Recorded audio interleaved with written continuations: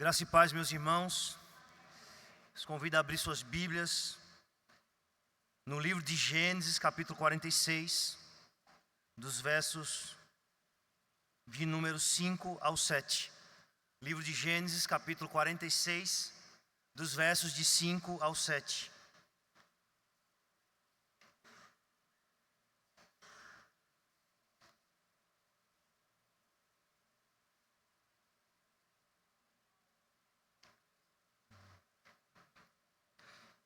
Gênesis capítulo 46, versos de 5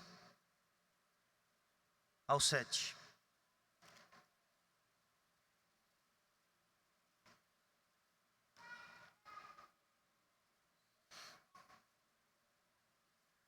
Assim diz a palavra do Senhor. Então se levantou Jacó de Berseba, e os filhos de Israel levaram Jacó, seu pai, e seus filhinhos, e as suas mulheres, nos carros que Faraó enviara para o levar.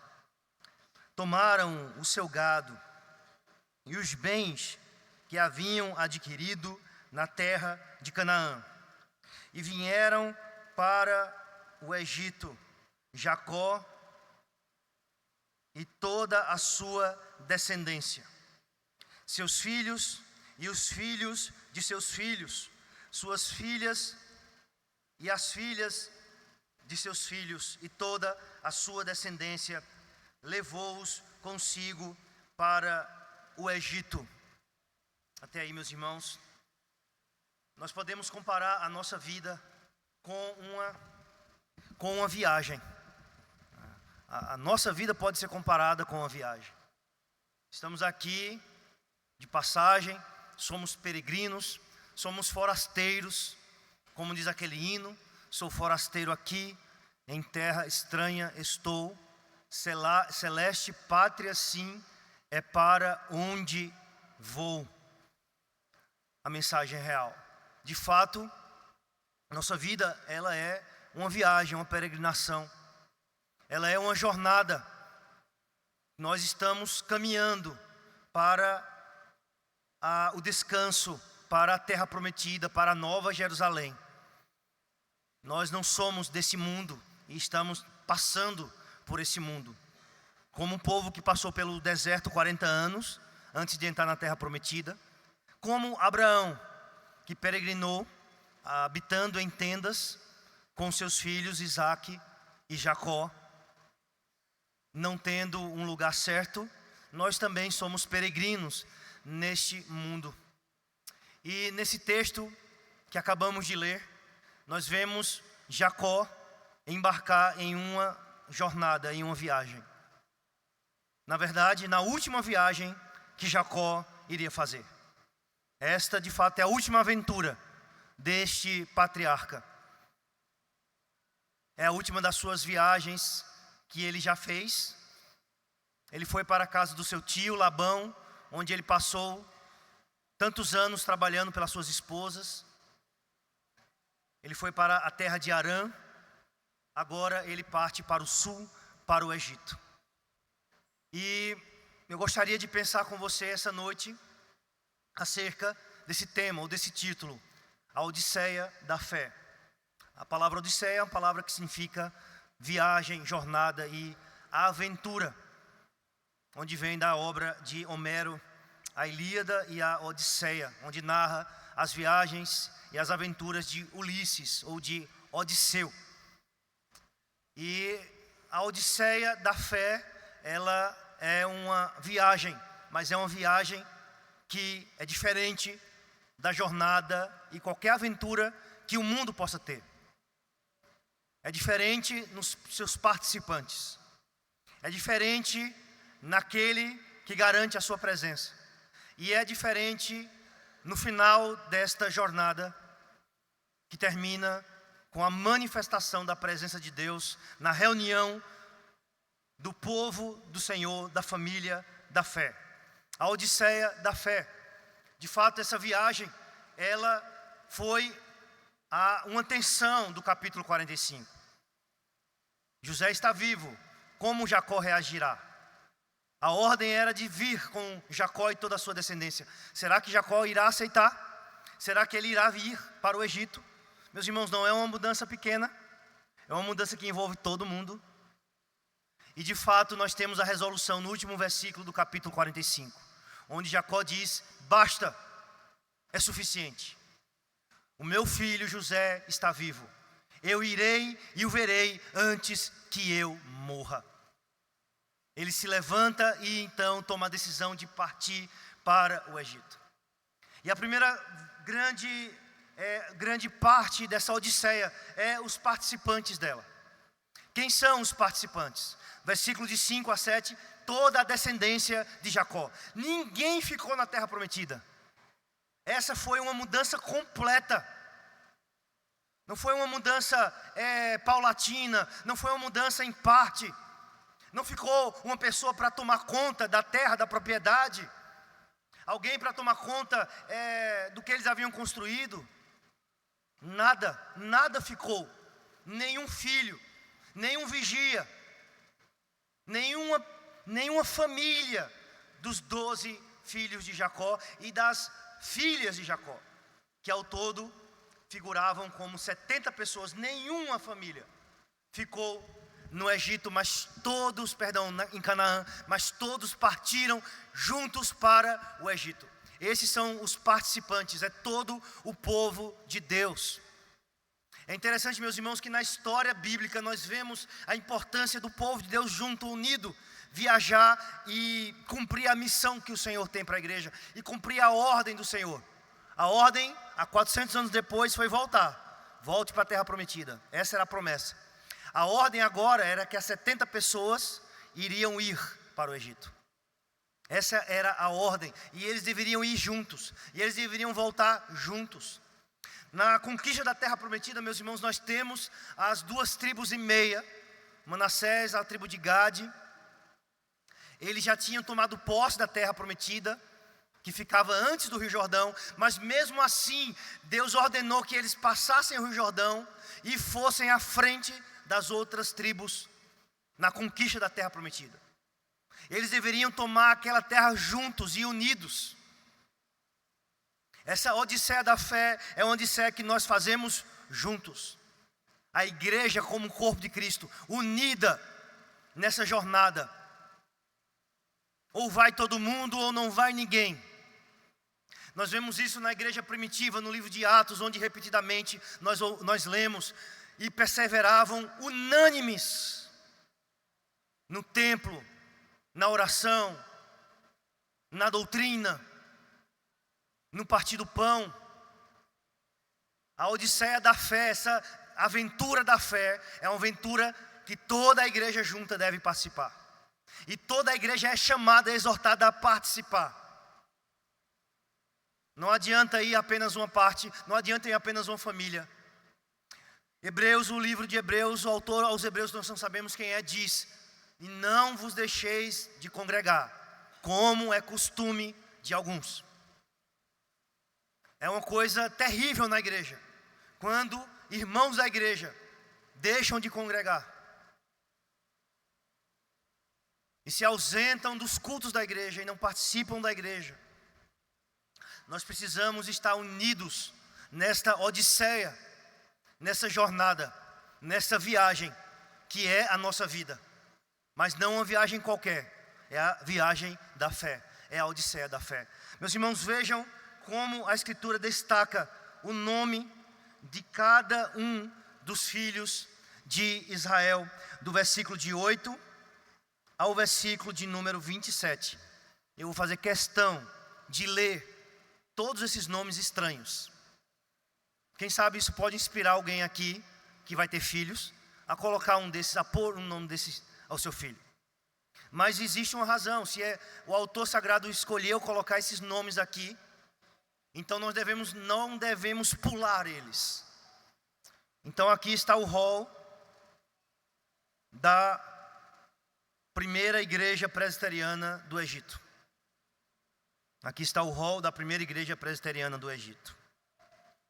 Versículo de 8 ao versículo 27. São estes os nomes dos filhos de Israel: Jacó e seus filhos, que vieram para o Egito. Ruben, o primogênito de Jacó. Os filhos de Ruben: Enoque, Palu, Esrom, Carmi. Os filhos de Simeão: Gemuel, Jamim, Oade, Jaquim, Zoar e Saul, filho de uma mulher cananeia. Os filhos de Levi: Gerson, Coate e Merari. Os filhos de Judá: Onã, Selá, Pérez e Zera. E Onã, porém, morreram na terra de Canaã. Os filhos de Pérez foram Esrom e Amu. Os filhos de Issacar: Tolá, Puva, Jó e Simron. Os filhos de Zebulon: Sered, Elom e Jaleel. São esses os filhos de Lia, que ela deu à luz a Jacó em Padã Arã, além de Diná, sua filha, todas as pessoas de seus filhos e de suas filhas, 33. Os filhos de Gade: Zifion, Agi, Suni, Esbom, Eri, Arode e Areli. Os filhos de Aser: Inna, Isva, Isvi, Berias, Sera, irmã deles. E os filhos de Berias: Eber e Malquiel. São estes os filhos de Zilpa, a qual Labão deu a sua filha Lia. E estes deu ela à luz a Jacó, a saber, 16 pessoas. Os filhos de Raquel, mulher de Jacó: José e Benjamim. Nasceram a José na terra do Egito Manassés e Efraim, que lhe deu à luz a Zenate, filha de Potífera, sacerdote de On.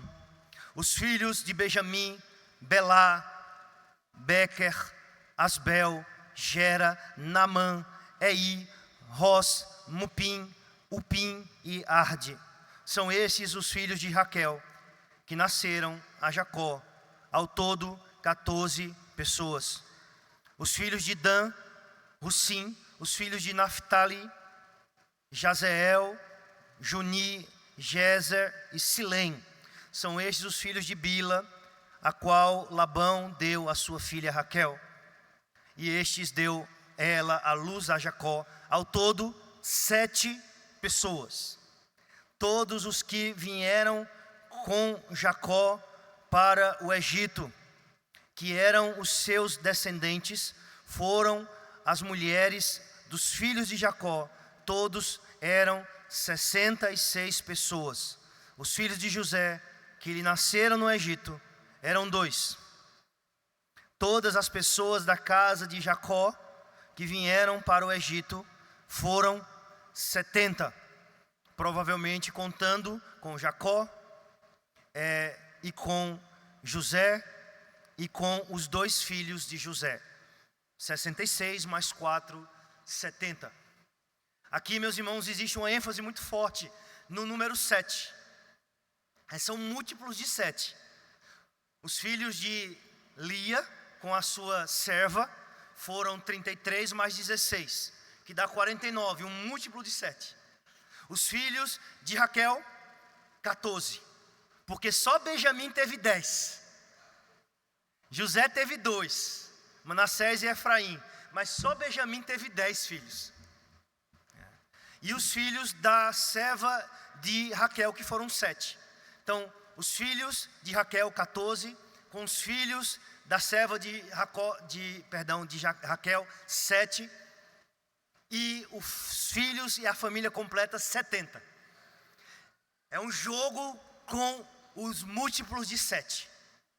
E 7 na escritura é o número da perfeição.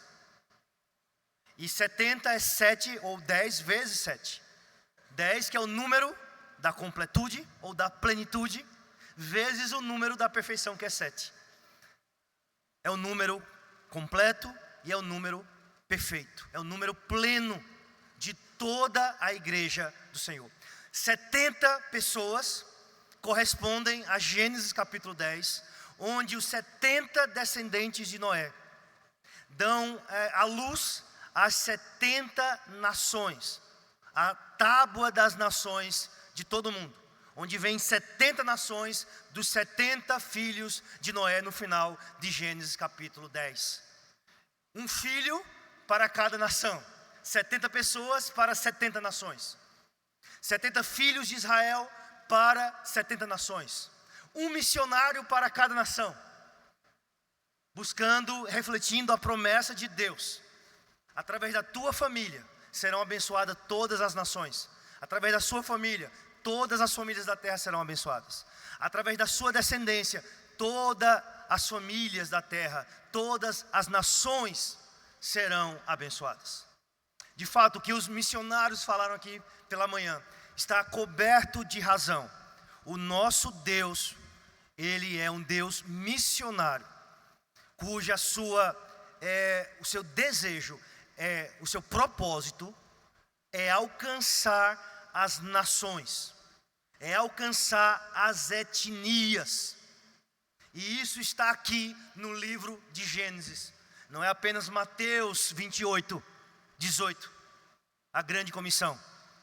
Já está aqui no livro de Gênesis, desde o princípio. Esse é o propósito de Deus, é de alcançar as nações com o Evangelho, com as boas novas e com a salvação. Que nós possamos ser usados nesse propósito, nesta odisseia da fé. É a plenitude da igreja, 70. É a igreja completa. É a igreja aqui sendo levada para o Egito, aonde Deus iria trabalhar na vida dessa igreja. Na primeira igreja presbiteriana do Egito. E Deus iria fazer dessa igreja uma grande igreja.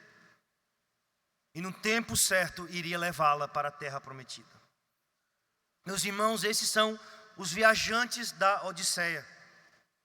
Em segundo lugar, meus irmãos, nós temos também as garantias da Odisseia da fé. Quais são essas garantias? São as garantias dadas pelo próprio Deus. São as suas promessas para Jacó, onde nós podemos também extrair para nós verdades. Em primeiro lugar, meus irmãos, a primeira garantia da Odisseia da fé é a presença de Deus. Versículo de número 4, parte A. Eu descerei contigo para o Egito e te farei tornar a subir certamente. Porque Deus iria subir, então ele diz no versículo 3, não temas descer para o Egito. Meus irmãos, Jacó estava temeroso, não tenha dúvida nenhuma disso. É por isso que Deus diz a ele, não temas. Porque Deus sabia que ele temia descer para o Egito. Ele sabia dos perigos que era ir para o Egito. Ele sabia que o seu próprio pai foi impedido por Deus de ir para o Egito. Mas é interessante como aquilo que Deus impede para um, Deus ordena para outro. Aquilo que existem os mandamentos universais do Senhor, que são resumidos nos 10 mandamentos. Mas existem mandamentos particulares, que é só para você. Como foi para Paulo. Passa a Macedônia e ajuda-nos. O que pode não ser um mandamento para você, pode ser que Deus não te chame para um ministério específico. Pode ser que Deus te impeça de ir para uma região como a África. Pode ser um mandamento para alguém aqui esta noite. E Deus pode mandar e chamar alguém aqui para ir para um lugar que somente essa pessoa irá ouvir esse chamado. Mas como igreja, nós temos que ir juntos. E como nós vamos juntos, é quando nós enviamos esta pessoa ao campo missionário. A igreja missionária, meus irmãos, é uma igreja que ora por missões. A igreja missionária é uma igreja que investe em missões. Mas uma igreja missionária também é uma igreja que envia missionários. E aquilo que era um mandamento para Jacó foi uma proibição para Isaac. Mas Jacó tinha medo, tinha receio. Porque, meus irmãos, Jacó ele precisava ser muito responsável. Veja, meus irmãos, imagine alguém que tem um chamado missionário, como esse casal que veio hoje de manhã. Tribos Matsés, no Peru, na fronteira com a Amazônia brasileira, que invade também o Peru e outros países da América do Sul. Imagina eles com família. Você imagina eles com filhos. Eles pensarem, vamos com nossos filhos para o meio da selva. Com um filho, com 2 filhos, com 3 filhos, com 4 filhos. Agora imagine Jacó com 70 filhos e netos, e netas e filhas. Vamos nos mudar para o Egito. É evidente que ele tinha a proposta de José, não era do nada. Deus trabalhou de uma maneira ímpar, mas ainda assim Jacó temia. E ele parou em Berseba, no mesmo local que Isaque adorou o Senhor. E ele parou ali para adorar o Senhor e para buscar o Senhor. E esta, meus irmãos, é a última e a única aparição noturna de Deus nessa última parte de Gênesis. Deus não aparece a José, embora José tenha sonho. José sonhou 2 sonhos, mas Deus não apareceu a José. Deus não falou diretamente com José. Somente com Jacó, o último patriarca, Deus fala. Deus aparece a ele em um sonho ou uma visão noturna, e Deus fala com Jacó. É a única aparição de Deus nessa última parte de Gênesis, que vai do capítulo 37 ao capítulo 50. Somente a Jacó Deus fala. E Deus aparece a Jacó, e Deus diz a Jacó: Jacó, não temas descer para o Egito, eu irei com você. Deus garante a presença dele. Toda autoridade me foi dada nos céus e na terra. Ide, portanto, fazer discípulos de todas as nações, ensinando-os a guardar todas as coisas que vos tenho ensinado, batizando-os, falta essa parte, em nome do Pai, do Filho e do Espírito Santo, e ensinando-os a guardar todas as coisas que vos tenho ordenado. E eis que estou convosco todos os dias, até a consumação no século. Jesus promete a sua presença, enquanto a igreja buscar cumprir a sua ordem de ir às nações, de fazer discípulos, de batizar, de ensinar. Jesus promete a sua presença. Jesus não promete a sua presença quando a igreja é uma igreja morta, quando é a igreja que não se envolve com missões, quando a igreja vive na sua zona de conforto, quando a igreja se fecha nas suas 4 paredes. Jesus não promete a sua presença.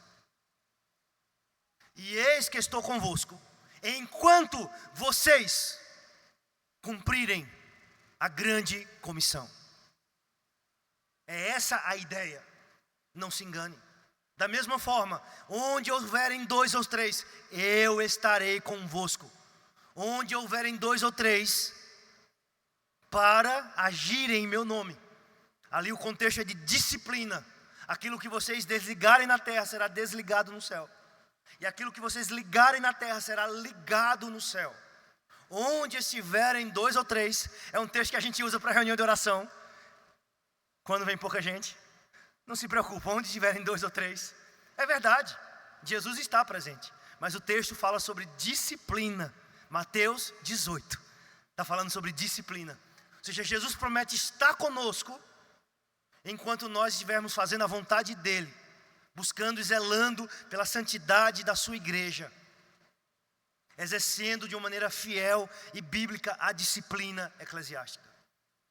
Eis que estou convosco. E Deus promete estar com Jacó nesta viagem. Esta é a garantia que nós temos dessa odisseia da fé. Não é a odisseia de Ulisses, é a odisseia da fé. A última viagem do patriarca Jacó. A última aventura de Jacó. E Deus promete estar com ele. Jacó, não tema, eu vou com você. Eu vou estar com você. Isso faz toda a diferença na nossa viagem. O fato de o Deus Todo-Poderoso, do Deus vivo, o Deus que vive e que reina, como vimos pela manhã, Não somente vive, não somente reina, mas Ele está presente, que é uma dedução lógica. Se Ele está vivo, então Ele está presente. E Ele está conosco, através do seu Espírito Santo. Meus irmãos, a segunda garantia que nós vemos é uma garantia do crescimento, em virtude da presença desse Deus. Versículo 3c. Porque lá eu farei de ti uma grande nação. Esta é a promessa de Deus para Jacó. Desça ao Egito. Eu serei com você e eu farei de você uma grande nação. E eu darei crescimento à igreja. Quando a igreja busca cumprir a vontade do Senhor, Deus dá crescimento à igreja. É interessante, meus irmãos, quanto mais a igreja se envolve com missões, mais Deus dá crescimento à igreja. Crescimento financeiro. Igrejas que têm testemunhado. Eu conheço uma igreja que eles estão chegando em 50% do seu orçamento mensal é destinado a missões. Quantos por cento do nosso orçamento mensal é destinado a missões? E essa igreja ela tem crescido e sendo abençoada financeiramente. Financeiramente. Vocês conhecem um exemplo, e eu não sei a porcentagem, mas vocês conhecem um exemplo que é a Igreja Presbiteriana de Pinheiros. Essa igreja tem aberto igreja sem imaginar. Tem apoiado um monte de missionários por aí. E o que acontece é que os recursos têm se multiplicado. Sabe, Deus tem todos os recursos para nos dar. E Ele não nos dá porque nos falta visão.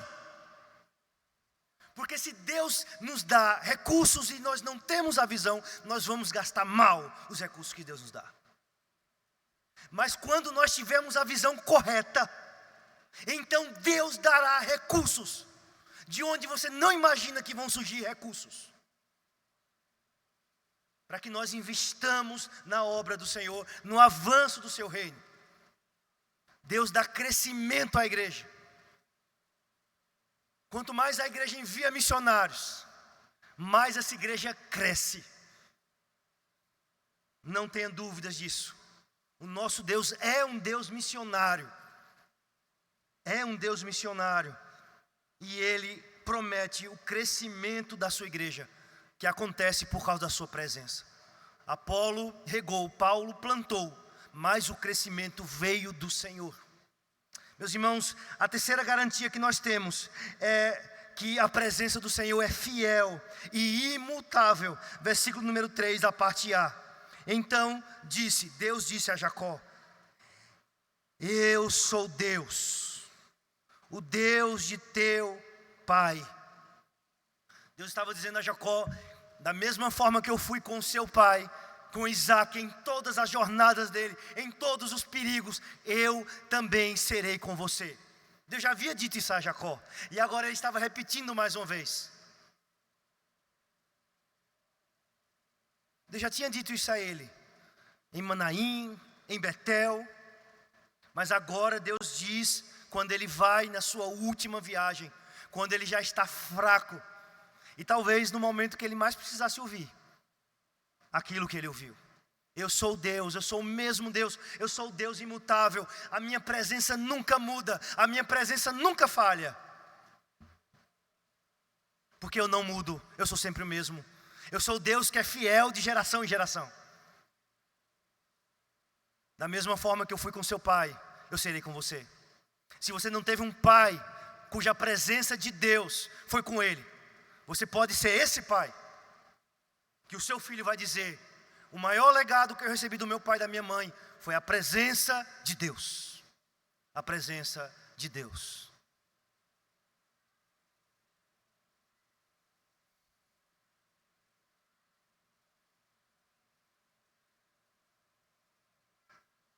Meus irmãos, em quarto lugar, a quarta garantia que nós temos nesse texto é a garantia que nós voltaremos para casa.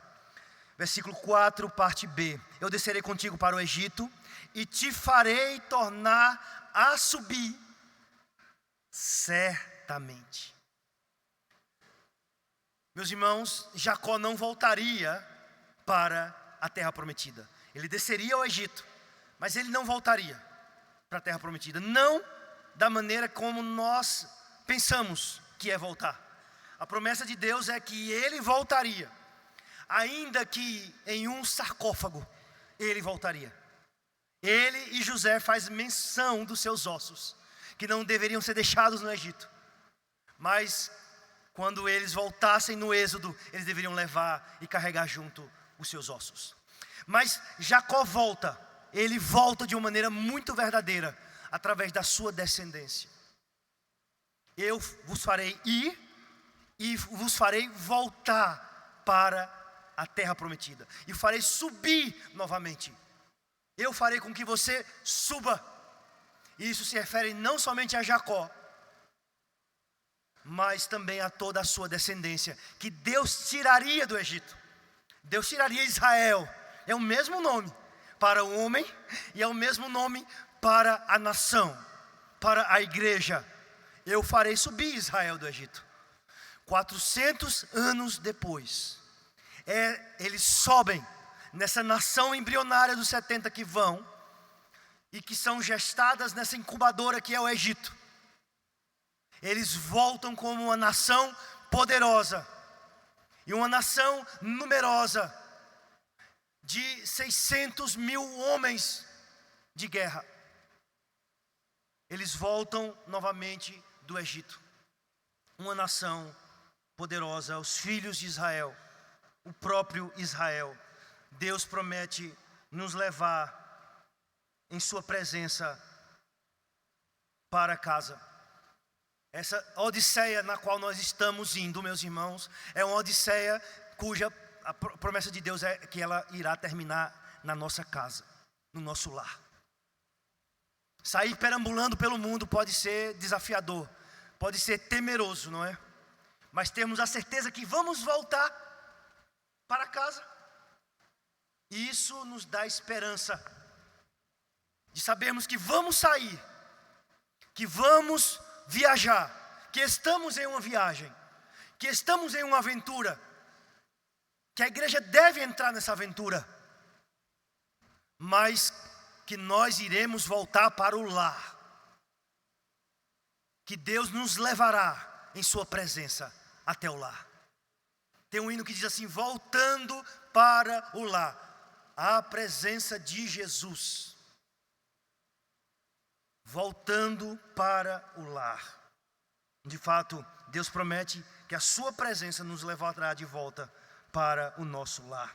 Em quinta garantia que nós temos, meus irmãos, e a última garantia que nós temos aqui, nesse texto, é que a presença de Deus nesta jornada e nesta odisseia da fé não irá nos abandonar, nem mesmo na hora da nossa morte. Versículo 4, parte C. Eu vou ler todo o versículo. Eu descerei contigo para o Egito, e te farei tornar a subir certamente. A mão de José fechará os teus olhos. O costume do povo judeu, tradicionalmente, era que a mão do filho mais velho, a mão do primogênito, fechasse os olhos do pai ou da mãe na hora da morte deles. Quando eles morressem, então, a mão do primogênito era que fecharia os seus olhos. E aqui a promessa de Deus é que as mãos de José, que era o filho mais amado de Jacó, independente se isso é certo ou não, e certamente não é ter um filho mais amado, mas era José, o filho que reviveu, o filho que ressuscitou. E a promessa de Deus é que ele iria ver José. Não somente iria ver José, mas como o próprio José iria fechar os seus olhos. Ou seja, a promessa de Deus para Jacó, meus irmãos, é que ele morreria em paz. É que ele morreria sendo satisfeito esse desejo. Irei ver José antes que eu morra. E que ele teria esse privilégio de não somente ver José, mas das próprias mãos de José fecharem os seus olhos. ele teria uma morte em paz. Ele iria descer à sepultura com as suas cãs na mais perfeita paz. Na mais perfeita paz. No mais perfeito conforto. Porque a presença de Deus é quem garantia que nem mesmo na hora da morte Deus o abandonaria. Deus iria cumprir essa promessa na vida de Jacó. Nós podemos ter a certeza, meus irmãos, que na odisseia da fé, nesta viagem que nós embarcamos junto com a igreja, o próprio Deus estará conosco, até mesmo no momento de transpor o rio. Ele não nos abandonará. E Ele irá transpor o rio conosco. Ele estará conosco. E Ele nos dará conforto, paz, no momento mais escuro. E no momento mais difícil. Ele estará conosco. Essas são as garantias dessa viagem. Você que ainda não está participando dessa odisseia, você que ainda não embarcou nessa viagem, você não pensa em fazê-lo? Porque você resiste? Você que está aqui essa noite e ainda não entregou sua vida a Jesus, e ainda não creu, não se arrependeu dos seus pecados, e ainda não tomou essa sublime decisão de fazer parte do povo da fé, e de embarcar nessa odisseia da fé. O que você está esperando, meu amigo? O que você está esperando? Não existe outro caminho a seguir. Esta é a odisseia. Esta é a vida que vale a pena ser vivida.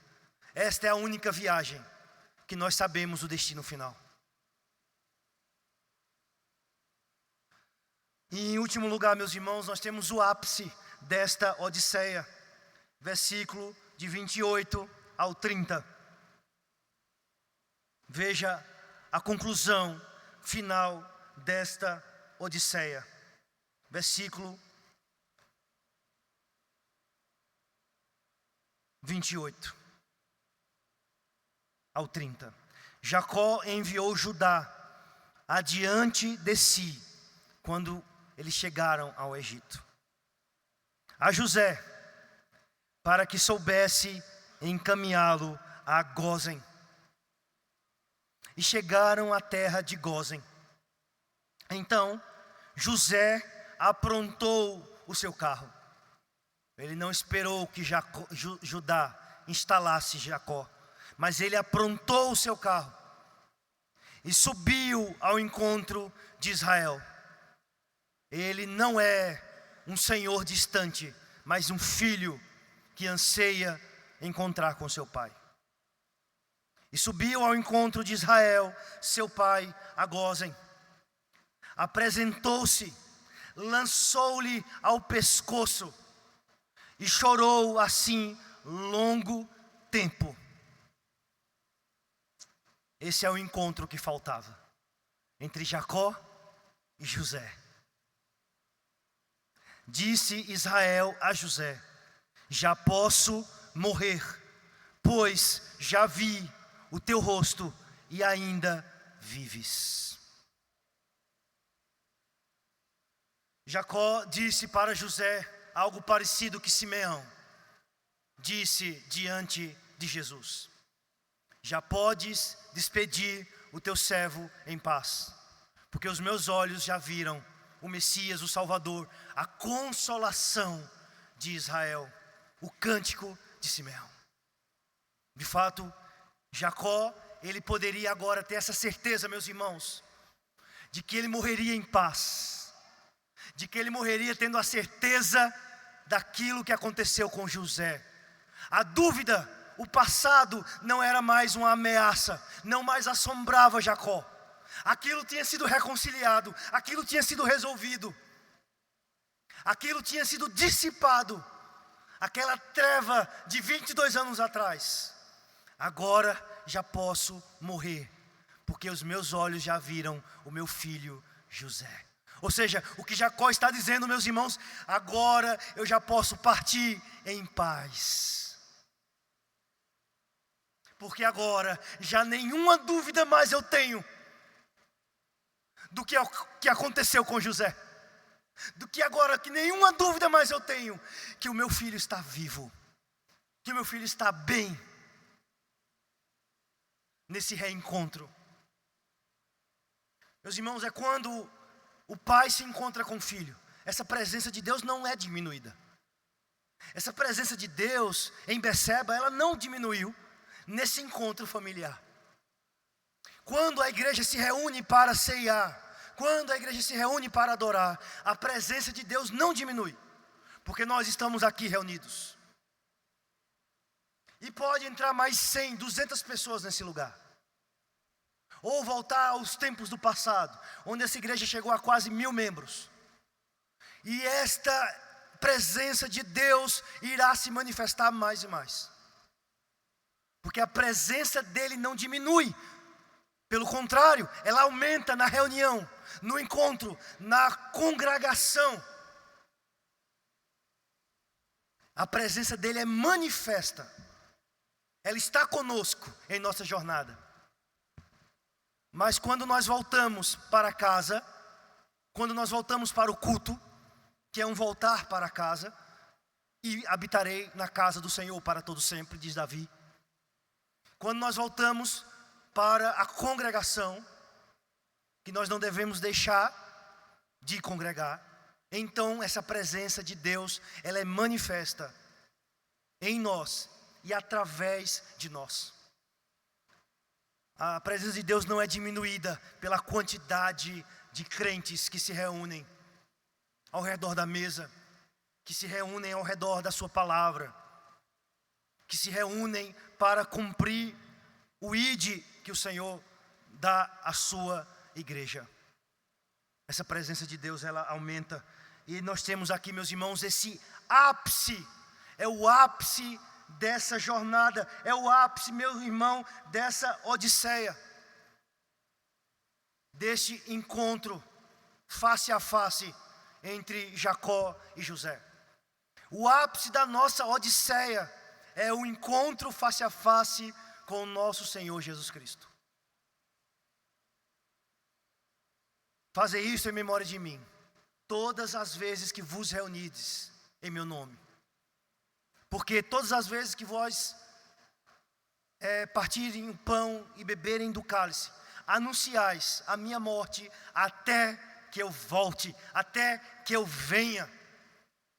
Como José, que não espera que o seu pai esteja instalado em Gósen, mas apronta o seu carro e retorna ao encontro do seu pai.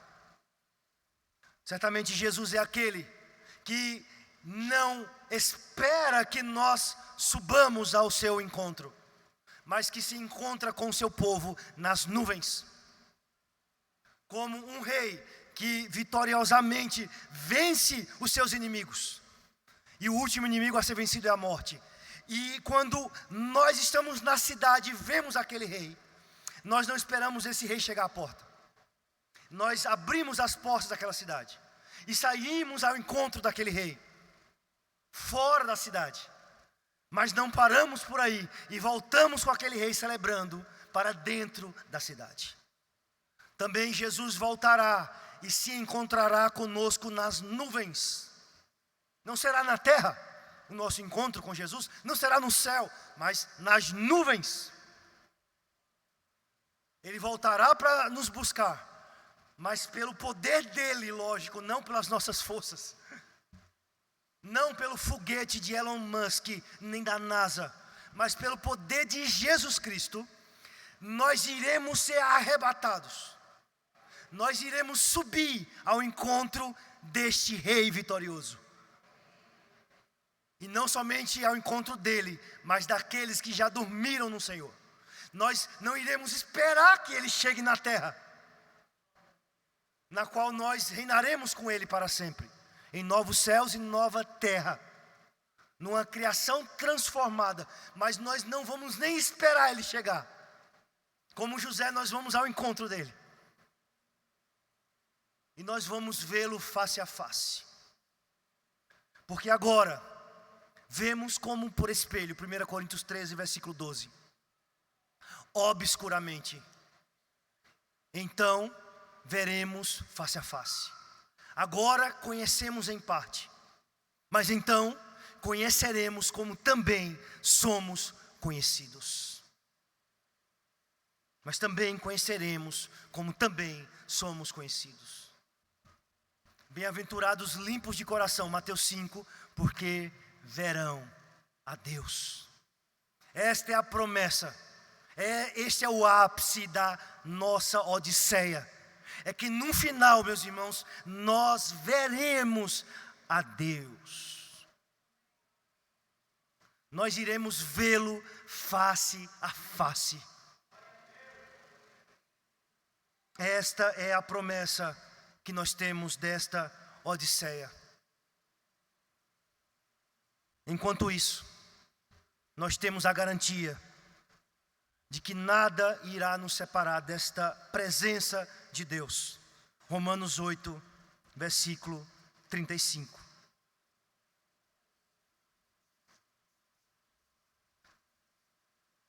Diz assim a palavra do Senhor: quem nos separará do amor de Cristo? Será tribulação, ou angústia, ou perseguição, ou fome, ou nudez, ou perigo, ou espada? Como está escrito: por amor de ti somos entregues à morte o dia todo. Fomos considerados como ovelhas para o matadouro. Em todas estas coisas, porém, somos mais que vencedores, por meio daquele que nos amou. Porque eu estou bem certo de que nem a morte, nem a vida, nem os anjos, nem os principados, nem as coisas do presente, nem do porvir, nem os poderes, nem a altura, nem a profundidade, nem qualquer outra criatura poderá separar-nos do amor de Deus que está em Cristo Jesus, o nosso Senhor. Esta é a garantia que nós temos. Eu descerei com você, não tema, e eu o tornarei para casa.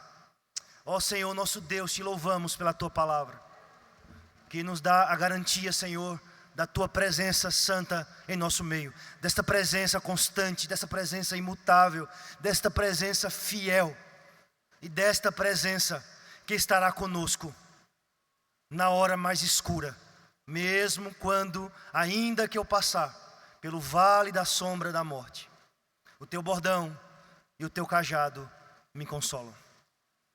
Ó Deus, tem misericórdia de nós, nos ajuda, nos fortalece, porque somos como Jacó, somos fracos, somos temerosos, Senhor. Ó Senhor, que o Senhor nos chame para a tua obra, para o avanço do teu reino, de tal modo que o Senhor faça desta igreja uma grande nação, uma nação santa. Em nome de Jesus. Amém.